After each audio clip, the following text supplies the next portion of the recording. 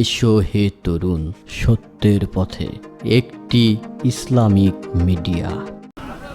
কতক্ষণ কথা বলতে পারবো বলতে পারছি না, কারণ শারীরিক অবস্থা খুব ভালো না। গত রাত্রে আমার শ্বশুর মারা গিয়েছিলেন। অনেক দূর রাত্রে জার্নিং করে গিয়ে ঠান্ডা অবস্থায় গেছি, গলা বসে গেছি। আজকে মাগরিবের সময় এসে শুধু বাড়িতে নামাজ পড়ি, সাথে আপনাদের এখানে এসেছি। আল্লাহর কাছে আমি দোয়া করি, আল্লাহ সুস্থ শরীরে তোমার বান্দাকে, তোমার বান্দাদের বোঝানোর জন্য যা দরকার তুমি সেটা করে দাও। সব আল্লাহুম্মা আমিন। তো আজকে ইমানের অগ্নি পরীক্ষা দেব আমরা। ইমানের অগ্নি পরীক্ষা, ইমানদার ব্যক্তিকে পরীক্ষা দেওয়াই লাগবে। পরীক্ষা যদি না করে তো পাস তো হয় না, সার্টিফিকেট তো পাওয়া যায় না। আপনি যে জান্নাত পাবেন এই সার্টিফিকেট অর্জন করতে পরীক্ষা দেওয়া লাগবে কি লাগবে না? কথা বলেন, লাগবে?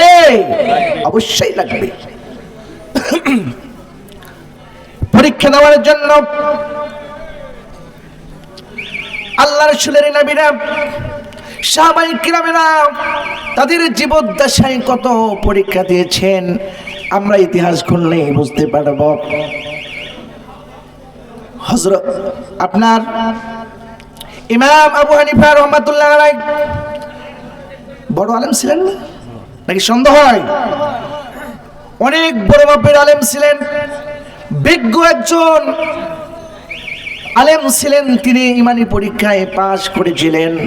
কাফিরের গোষ্ঠীরা বলেছিল, ওরে আবু হানিফা, তুই যখন ঈমান এনেছিস তোকে আমরা দুনিয়ার থেকে বিদায় করে দেব, তোকে জেলখানার মধ্যে ঢুকাবো, তোকে শাস্তি দেব।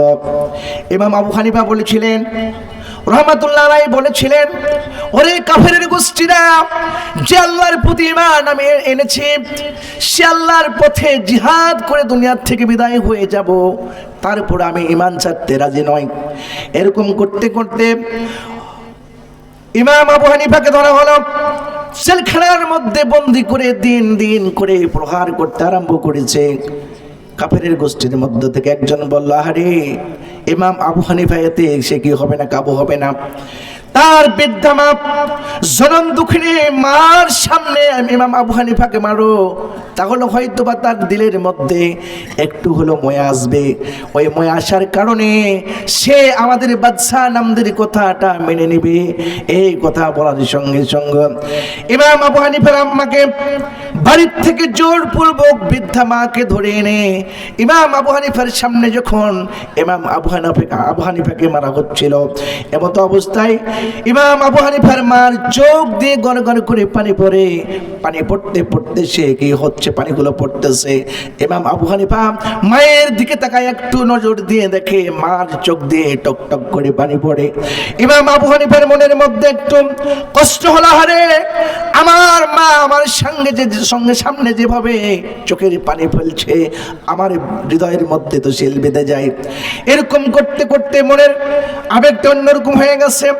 চিৎকার করে বৃদ্ধ মহিলা ইমাম আবু হানিফার আম্মা বলছে, ও ইমাম আবু হানিফা, তোমার চেহারার দিকে তাকাই আমার কোনো মনের মধ্যে কষ্ট নেই, আমার একটাই টেনশন হচ্ছে, তোমাকে ইমানের পরীক্ষা দিতে হচ্ছে। তুমি না জানি কাফেরের গোষ্ঠীদের কথা তুমি মেনে নাও, কাফেরের গোষ্ঠীর কথা শুনে তাদের কথা মেনেও না, কারণ আমি চাই তুমি ইমাম আবু হানিফা শহীদ হবে, আর আমি শহীদের গর্বিত মা হয়ে পৃথিবীর বুকে আমি বাঁচতে চাই, এই জন্য সে কথা বলেছিল। সে কি করা হলো, লাস্ট পর্যায়ে ইমাম আবু হানিফার মার সামনে মারতে মারতে ইমাম আবু হানিফাকে ক্ষতবিক্ষত করে দেওয়া হলো। এক পর্যায়ে তাকে বিষ মিশ্রিত পানি দিয়া দুনিয়ার থেকে বিদায় করে দেওয়া হলো। তাহলে বলুন তো, পৃথিবীর বুকে তারা পরীক্ষা দিয়েছে কিনা? কথা বলুন ঠিক কিনা? এরকম করতে করতে আপনার মারিয়াম বিনতে ইমরান, ইনি একজন আল্লাহ ওয়ালি একজন মহিলা ছিলেন। আল্লাহর প্রতি তার একটা স্তপনা ছিল। আল্লাহ পাক রব্বুল আলামিন তাকে বললেন, আল্লাহ পাক রব্বুল আলামিন বললেন, মারিয়াম মারা, তোমাকে আল্লাহ চয়ন করেছে, তোমাকে আল্লাহ পছন্দ করেছে, সন্তানের মা বানাবে।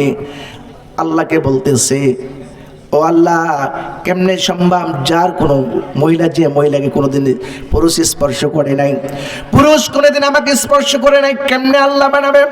আল্লাহ পাক রব্বুল আলামিন বলছেন জিবরাইল মাধ্যমে, ওরে মারিয়াম, আল্লাহ সম্ভবকে সম্ভব করতে পারে, যেটা করার দরকার সেটা আল্লাহ করতে পারে। আল্লাহ পাক রব্বুল আলামিন আল্লাহ হাস্তাফাকি ওয়া তাহহারাকি, আল্লাহ তোমাকে নির্বাচিত করেছেন, আল্লাহ তোমাকে সন্তানের মা বানাবেন। তিনি বলছেন কেমনে সম্ভব? এই আপনার সূরা মারিয়ামের তাফসীরের মধ্যে এসেছে কেমনে তাকে সন্তান তার পেটের মধ্যে দিল।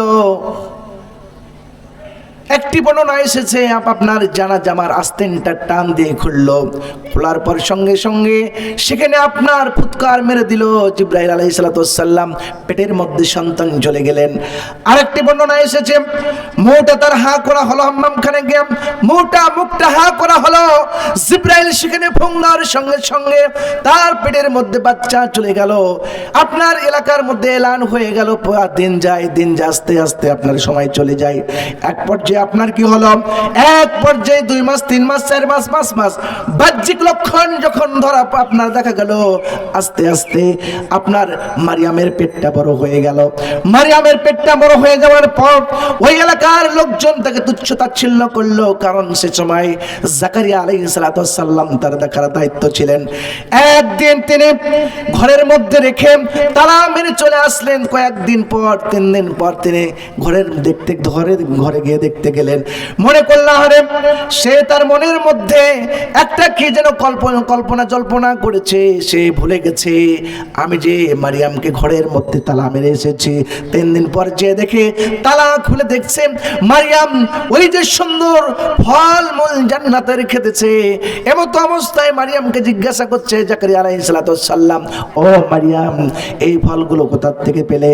তিনি বললেন ওয়ালাতু হুয়া মিন ইনদিল্লাহ, আল্লাহর পক্ষ থেকে আল্লাহ জান্নাতি ফল দিয়ে আমাকে বাঁচাচ্ছেন।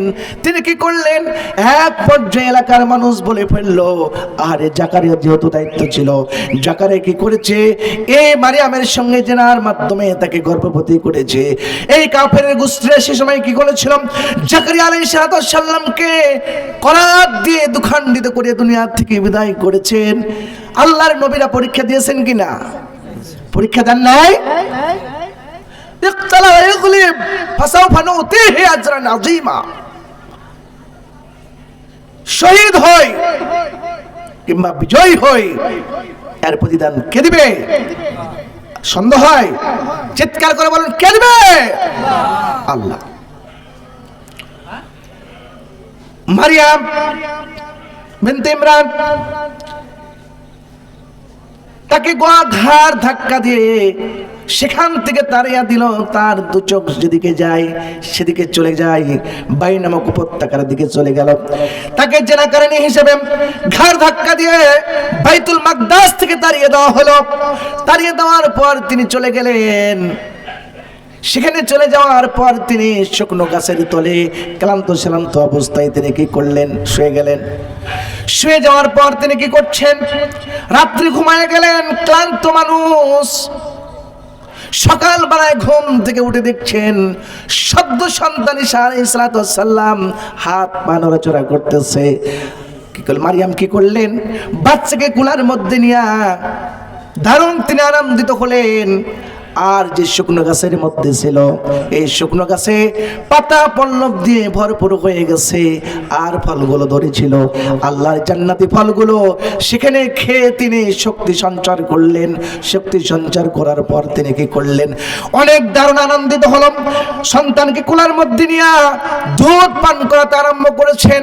আল্লাহ পাক রব্বুল আলামিন আর শাজিম থেকে জিবরাইলকে বললেন, ও জিবরাইল যাও মারিয়ামকে বলে দাও 3 দিন যেহেতু এখন হয়ে গেছে আর জঙ্গলের মধ্যে থাকা লাগবে না, এখানে থাকা লাগবে না, লোকালিটি চলে যাও, মানুষের সামনে চলে যাও, গ্রামে চলে যাও। আল্লাহকে বলতেছি, আল্লাহ আমাকে তো মানুষ অনেক গালমন্দ করবে, আমাকে জেনাকারী বলবে, অনেক কিছু বলবে। আল্লাহ পাক রব্বুল আলামিন বললেন, মারিয়াম তোমার কোনো প্রশ্নের উত্তর দেওয়ার দরকার নাই, তোমার সন্তান সকল প্রশ্নের উত্তর দিয়ে দিবে। জোরে বলেন চিৎকার করে সুবহানাল্লাহ। চিৎকার করে আল্লাহকে বলেছেন, আল্লাহ আমাকে তো মানুষ গালমন্দ করবে, আমাকে তো খারাপ ভেবেই তো তারা দূর করে ঘাড় ধাক্কা দিয়ে বাইতুল মাকদাস থেকে আমাকে তাড়াই দিয়েছে, কেমনে যাব? আল্লাহ বললেন তোমাকে কোনো প্রশ্ন উত্তর দেওয়া লাগবে না, তুমি লোকালিটিতে চলে যাও, সমস্ত প্রশ্ন তোমার ছেলে দিবে। বলুন সুবহানাল্লাহ। 3 দিনের বাচ্চা কি কথা বলতে পারে? আপনাকে এলাকা পারে নাকি? আরে বাবা পারে নাকি? কথা বলেন না কেন? পারি না। 3 দিনের নবজাতক ফুটফুটে বাচ্চা। লোকালিটি যখন মারিয়াম চলে গেলেন, মারিয়াম বিনতে ইমরান চলে গেলেন, লোকেরা তাকে বলছেন, বিভিন্ন কথা বলতেছে। তিনি তখন মহিলাকে জিজ্ঞাসা করছে তোমার ব্যাপারটা কি অবস্থা, এরকম করে বলতেছে। তিনি বলতেছেন ইন্নী নাযারতু লিররহমানি সাওমা, আমি একজন রোজাদার, আমি তোমাদের কোনো প্রশ্নের উত্তর দিতে পারবো না। কোনো প্রশ্ন থাকলে তুমি আমার সন্তানকে তোমরা জিজ্ঞাসা করো, আমার সন্তান উত্তর দিয়ে দিবে। কাফেরের গোষ্ঠীরা বলেছিল ওই সন্তান তোমার কি পরিচয় যে তোমার মা আঙ্গুল ইশারা করে বলছে আমার ছেলের সঙ্গে কথা বলো। তিনি বড় মানুষের মতন কোরআনের আয়াত পড়ে শোনায় দিচ্ছেন, ইন্নী আব্দুল্লাহি আতানিয়াল কিতাব ওয়া জাআলানি নাবিয়্যা। বলুন সুবহানাল্লাহ।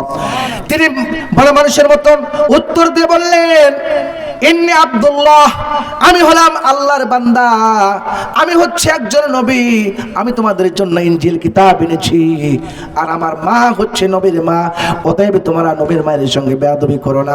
এরকম করে যখন বললাম, সকল জনতা, লক্ষ জনতা সে সময় বলেছিল আরে কি ভুল করেছি, ইনি তো হচ্ছেন আমাদের নবী, আতানিয়াল কিতাব, তিনি নবী হিসাবে কিতাব এনেছেন, অতএব জাকারিয়াকে মেরে আমরা কতই ভুল করেছি, আমরা বিশাল ভুল করেছি। ভুল বুঝতে পেরে কপালের মধ্যে আফসোস করে বলছে আরে কতই না ভুল করেছি। তখন সে ভুল বুঝতে পেরেছে। বাংলার জমিনে এখন বর্তমানে আপনি একটু আপনার দেশের মধ্যে তাকায় দেখুন,